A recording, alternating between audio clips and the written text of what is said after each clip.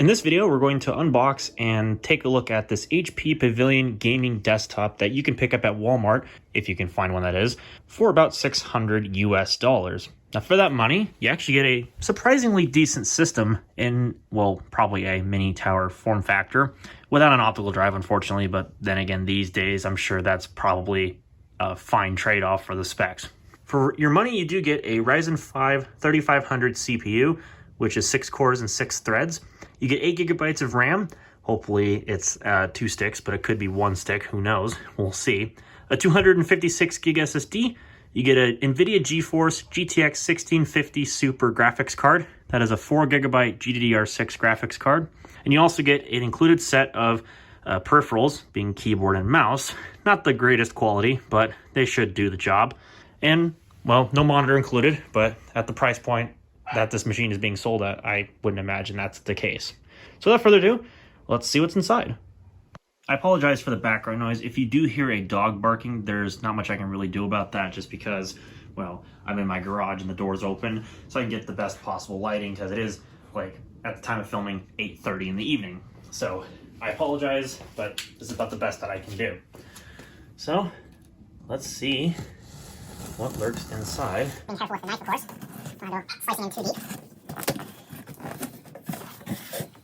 So it looks like on the top, we do get our included peripherals with HP branding on them. The smell is not particularly great, but, you know, it's whatever. But I'll get a better look at the keyboard here on camera. This is basically what you're gonna get. It looks like one of those keyboards you'd probably find on a, like, I don't know, bargain basement sale thing. I don't know. They're not particularly pleasing to the eye, but it's included, so, you know, I guess you can't be too mad.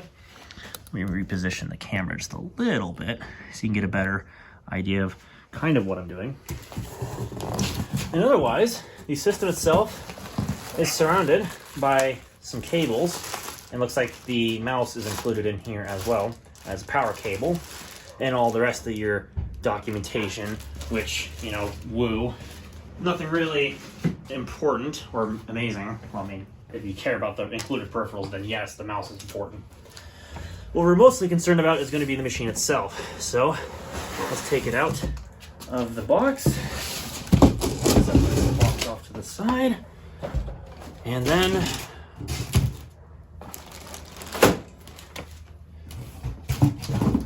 get the little paper inserts off and get it out of its little plastic bag. Now, for those wondering, there's no integrated graphics because this does not use one of those AMD APUs. This has only the discrete GPU. There's the front, and it's a little dark, so once again, I do apologize.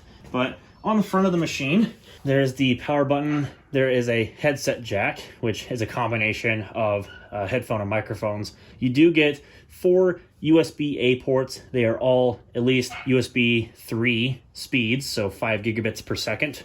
The SD card reader is there, and you do get a USB-C port there, although I believe that is also limited to 5 gigabits per second. On the rear of the machine, the I/O is a little sparse, but it's not so bad. You do get audio jacks up here at the top. You do get blocked off VGA and HDMI ports. They are just mentioning do not remove. If this was an APU, or if you swapped out the CPU for an APU, then these would be useful, but in this current configuration, no. Interestingly, there's cutouts for what would be a VGA port here, or, well, actually probably another port here. Maybe that could be on like a professional model, or maybe a different config where the VGA port's down here. Not too sure. Perhaps maybe a DVI port was there, but in this configuration, the VGA is up here, so it's whatever. You do get extra USB 3 ports and USB 2 ports down here by the looks of it. And there's your LAN port. And then your GPU is right here with outputs for DVI, HDMI, and DisplayPort. And then your power supply is down here. And actually, just to correct myself, I noticed that inside the case, there's a serial port engraving here. So this would have been for a 9-pin serial. Same thing here. So I guess on something that also used this chassis, you could have had 2 serial ports. Well, dang it, there's stuff in the way, so I can't really get this thing set up. So just one snap. All right, so Machine is now set up and ready to go. I'm just using a test jig here for the moment just so I can demonstrate. And one thing I've noticed right off the bat is this light here, the one that's on with the machine, it's definitely very bright. So if you're not in the mood for having a bright green light, fortunately I have found that you can turn that off. And knowing my luck, Omen Command Center is going to want to update. Luckily, it didn't make me do that, so good. Now, as far as the color goes, I'm not sure how you change it. This might just be me being a noob to Omen Command Center because I didn't really use it on my other Omen, but you at least can turn that light off if you don't like it. So thankfully that's an option. Because actually, I don't mind that little green power light. That's a pretty nice touch. But like, this light on the... I guess it looks cool. Maybe I get used to it. It's just not my thing. And yet also, hang on, how does this work? Yeah, I couldn't stand that either. So, you know, that's my thing. I liked it on the Omen because it looked kind of neat with the Omen logo on the front, but if it's just a bright green light bar, I can't even put it into words, like, that's obnoxious. I don't know. Maybe that's just me. But otherwise, the software load is what you expect for something from HP and, for that matter, Walmart. So, you know, it's kind of got the usual preload bloat, if you will. So you got Booking.com, you've got Dropbox, ExpressVPN, you've got all the HP stuff, LastPass, McAfee, MyHP, Netflix, all the garbage that you would expect that comes preloaded on a computer that pretty much everybody wants to uninstall, or if they don't, well, they don't. I have noticed also when you do open the machine up and turn it on for the first time, you are going to have some updates, shall we say. One of them, which is, of course, the Omen Gaming Hub. But you're also going to have a BIOS update. At least in my case, I have a BIOS update. I've got a graphics driver update, of course, which I'm not going to use the one that's built into the HP Support Assistant. I'm just going to use the one that comes straight from NVIDIA because this is a desktop, so I don't care about power efficiency or anything like that. I'm just going to run the straight NVIDIA driver. And also, I've noticed that there's no... there is GeForce Experience. I just didn't see a shortcut for it on the desktop. Usually they put a shortcut on the desktop, but I guess that makes sense. And I don't believe they don't give you any like custom wallpaper that's specific to the system because it's just a Pavilion. So they don't give you like any custom gaming wallpaper. At least I don't think they do. Yeah, they just give you the one wallpaper and that's about it. Which is fine. There's nothing wrong with this wallpaper. It looks pretty nice. I just would have figured that maybe they would have done a little bit more custom tailoring to a machine like this because it's gaming, but, you know, you really can't ask for much more than, I guess, what you get in the box, which says a whole heck of a lot. And I'm not even choosing to use the peripherals because, heaven forbid, I'm not even touching that stuff because it's just, HP, like, I think...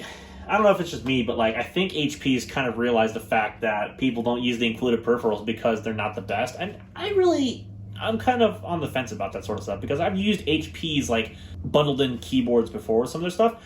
Some of them aren't really that bad, but I just find, where did I set that? Oh, I set it over there in the box. I just don't find the keyboards that they're including with their more modern machines now very appealing. It looks like they went to some bargain basement section of Amazon and bought this unbranded keyboard that looks like not very good. And they're just bundling it with their new systems. And it's like, it looks really cheap. Like, they don't care. And, you know, the mouse, it's fine. They've included that mouse with some other systems. But, like, the keyboard looks straight out of China. Literally straight out of China. And that's really disappointing that literally HP just put the branding on the box. I don't see HP's branding anywhere else on the keyboard. Very disappointing output, but, you know, obviously people are going to probably buy their own mechanical keyboards. Hell, they're probably going to buy Walmart's on-branded stuff because, heck, this is sold at Walmart, so, you know, go figure. But some of my thoughts, I think, you know, it's really kind of a disappointment, but, you know, what do I know, right? I'm just the consumer who buys the machine in the first place. So I would probably recommend, if you're going to buy this machine for actual serious use, and some people probably are, a couple of things. Number one, get more storage. Number two, upgrade your RAM. And number three, get a better set of peripherals if you don't already have any, because you're going to want some. Heck, even this Logitech keyboard here, like I got this set. This is a K520 keyboard, and it comes with an M510 mouse. Or maybe they were separate peripherals, but they are paired to each other. Honestly, this keyboard, for what it is, it's pretty good. And the mouse is pretty good too. You even get navigation buttons, which the HP mouse doesn't give you. So just a couple of thoughts, honestly. It might be just more worth your while to do that than, to dink with whatever it comes with. But I guess if you're on a tight budget, they'll definitely get the job done. And you could definitely hook this thing up to your TV, and you get a 4K 60 hertz output, which is pretty convenient actually, and you get your sound output through that as well. So, I mean, it's not a bad system. I just don't like the peripherals that they come included with. And obviously, since it's a budget system, you got some things to catch up on. But one thing I also noticed with the system too, before I actually close off this video, is that they actually include screws. Like, they actually include, I think, 8 screws. Some are smaller than the others, but what's nice about this is that you can put in, say, a hard drive, and you could actually expand the internal storage, which is pretty cool. I haven't seen HP, generally speaking, do this. And you usually see that with like boutique system builders, the ones that usually take off the shelf components and build them to you for a fee. You just, pay for everything and then they deliver it to your door. Meanwhile, you get something from Walmart. I would not expect them to include high quality screws. I mean, granted, they're the annoying HP flathead and Torx combination screw heads, but anything's better than nothing. I'm actually going to give them, praise for that. That's actually pretty sweet. But anyways, that's pretty much all I have to say for this machine for now. I will say, pretty nice. They did preload Windows 10 Home 20H2. Generally speaking, I haven't seen HP do that lately. I guess because of Linus Tech Tips Secret Shopper series, maybe they're doing something a little bit differently. But it's nice that it has the latest version of Windows preloaded on the SSD. Because I had a HP laptop that had an Athlon Silver processor, and it came out of the box with 2004, so I had to update it to 20H2, which is kind of annoying. But it's nice that this has 20H2 preloaded on it, so you don't have to sit through updates, or at least I don't have to sit through updates. And I'm hoping that they refresh these things soon, like with Ryzen 4000 or Ryzen 5000, to keep the prices low. And you use the basic 6-core or 6-core 12-thread CPU and upgrade the GPU to something that's entry-level with RTX, like a 2060, or maybe even, if they can get one on a decent budget, a 3060. But given the current market with the scalpers and everybody mining for cryptocurrency and all that baloney, which I think is just absolutely ridiculous, mind you, and I'm probably not the only one who thinks that, of course. I honestly think for $600, you could do a heck of a lot worse. Honestly, the CPU is great value. The GPU is good for 1080p gaming for pretty much anybody who just needs to get into gaming on a budget. The 1650 Super is a great choice for that. If you just plan on using 1080p, again, your television, or you have a 1080p 60 hertz monitor, honestly, a 1650 Super is great for that. You're not going to get the most high quality settings, but you're going to definitely get 60 FPS out of this graphics card. Well, unless you play Cyberpunk 2077, but Cyberpunk 2077 is a pretty demanding game. Let's just put it that way.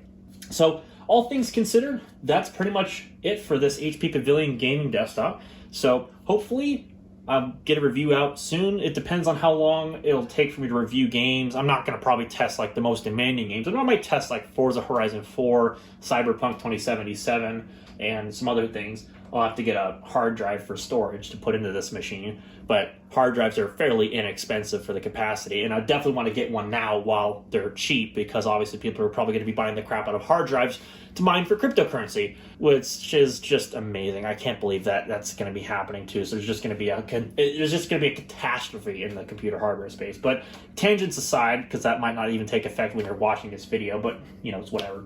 So I'll definitely be testing what I can in my Steam library and through Xbox Game Pass to see if I can get a bit of an objective look at this computer and see if it's truly worth $600 to throw in a hard drive and maybe some extra RAM. But I think all I'm really going to do for the sake of review is just to put an extra hard drive in this thing and then just install some games and see what the experience is like.